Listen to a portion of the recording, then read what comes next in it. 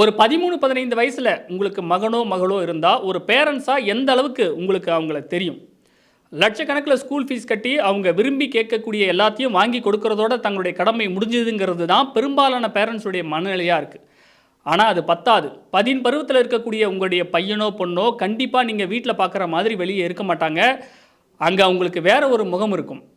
அவங்களுடைய social media உலகமே தனி. அங்க அவங்க என்ன பண்றாங்க, யார் கூட பேசுறாங்க, பழகுறாங்கங்கிறத நீங்க தெரிஞ்சுக்காம போனா, கடைசியில அவங்களுடைய லைஃபே தொலைஞ்சு போயிடும்ங்கிறத சாட்டையில அடிச்ச மாரி சொல்லி இருக்குது அடலசன்ஸ்ங்கிற ஒரு வெப் சீரியஸ்.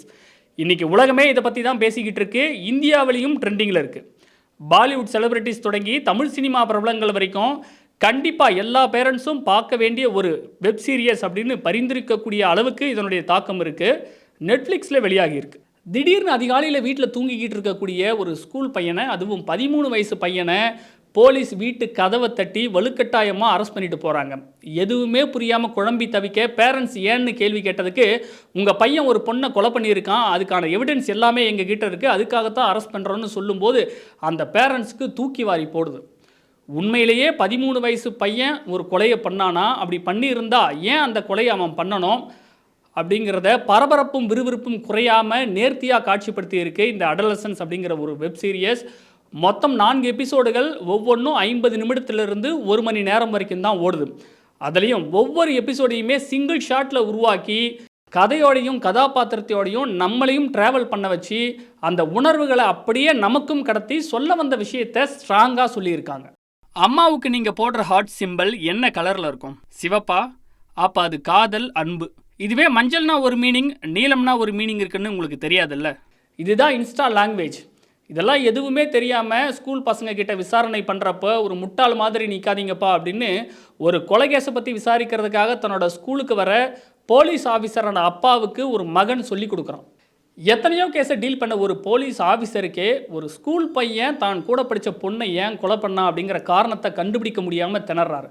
நீங்கள் எவ்வளோ பெரிய ஆளாக இருந்தாலும் சரி, பயங்கர புத்திசாலியாக இருந்தாலும் சரி, உள்ளங்கையில் உலக அரசியலே சொல்லக்கூடியவராக இருந்தாலும், இப்போ இருக்கக்கூடிய ஜென்சி தலைமுறையோட பேச்சு, அவங்க பேசக்கூடிய வார்த்தைகள், அவங்களுடைய செயல்கள், இது எதுவுமே உங்களுக்கு புரியாது.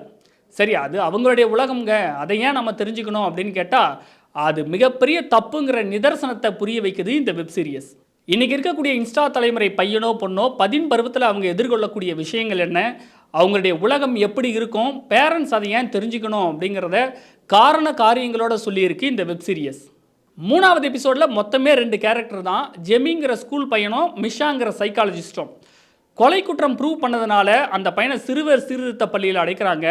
ஒரு 7 மாதங்களுக்கு பிறகு அந்த பையனுடைய நடத்தை எப்படி இருக்குன்னு அனலைஸ் பண்ணுறதுக்காக சைக்காலஜிஸ்ட் வராங்க.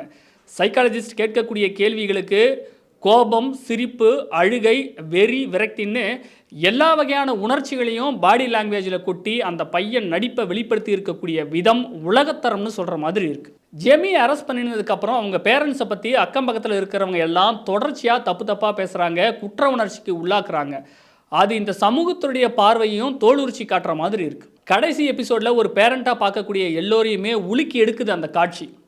ஜெமி அரெஸ்ட் பண்ணினதுக்கப்புறம் ரொம்ப நாளாகவே அவனுடைய ரூம் பூட்டி கிடக்குது.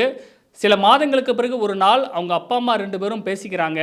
ஜெமியை நம்ம இன்னும் கவனமாக வளர்த்துருக்கணும், அவனுக்கு நம்ம நிறைய டைம் ஸ்பெண்ட் பண்ணி இருக்கணும், அவனை நம்ம இன்னும் நல்லா புரிஞ்சிருக்கணும் அப்படின்னு ரொம்பவே வேதனையில் கண்ணீர் விட்டு கதறாங்க. இன்றைக்கி அவன் கொலை குற்றத்துக்காக ஜெயிலில் இருக்கான், அவனுடைய எதிர்காலமே பாழாக போயிடுச்சே, அதுக்கு நாமளும் ஒரு வகையில் காரணமாயிட்டோமேன்னு சொல்லி ஒருத்தருக்கு ஒருத்தர் ரொம்பவே அழறாங்க வேதனையில். அந்த நேரத்தில் தற்செயலாக அவனுடைய ரூமை திறந்து போய் பார்க்கும்போது, அங்கே இருக்கக்கூடிய திங்ஸ் எல்லாம் பார்க்கும்போது தான் அவனுடைய உலகம் எப்படி இருக்குது அப்படிங்கிறது அவங்களுக்கு தெரிய வருது. மகனுடைய படுக்கையில் முகம் பதிச்சு, மகனே என்னை மன்னிச்சிடு, உனக்கு நான் இன்னும் நிறைய டைம் ஸ்பெண்ட் பண்ணியிருக்கணும், உன்னை நான் கவனமாக வளர்த்துருக்கணும் அப்படின்னு சொல்லி ஒரு தந்தை ஸ்தானத்தில் இருக்கக்கூடியவர் கண்ணீர் விட்டு கதறி அழக்கூடிய அந்த காட்சி பேரண்ட்ஸ் எல்லோருடைய மனசாட்சியையுமே உலுக்கி எடுக்குது.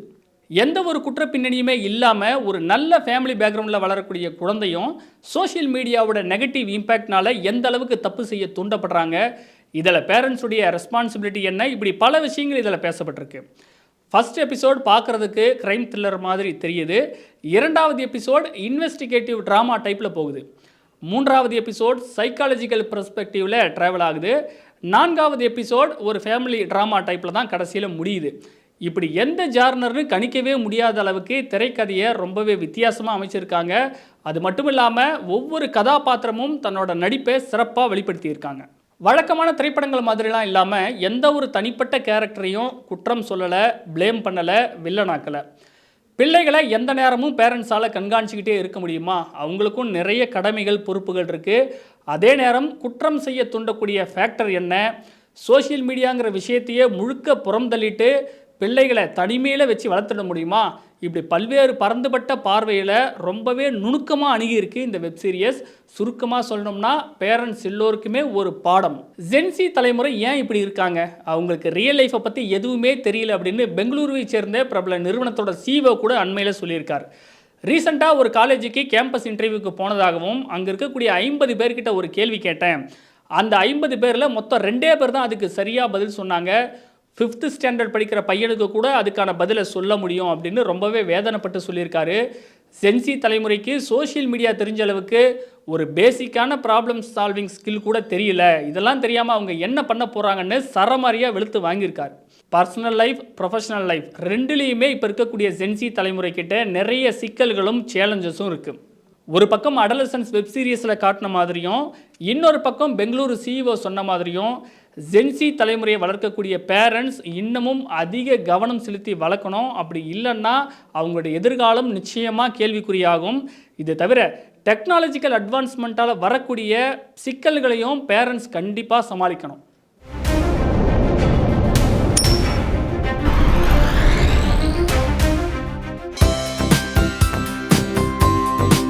தந்தி டிவியை உங்கள் கேபிள் டிவி ஆபரேட்டரிடம் இலவசமாக கேட்டு பெறுங்கள்.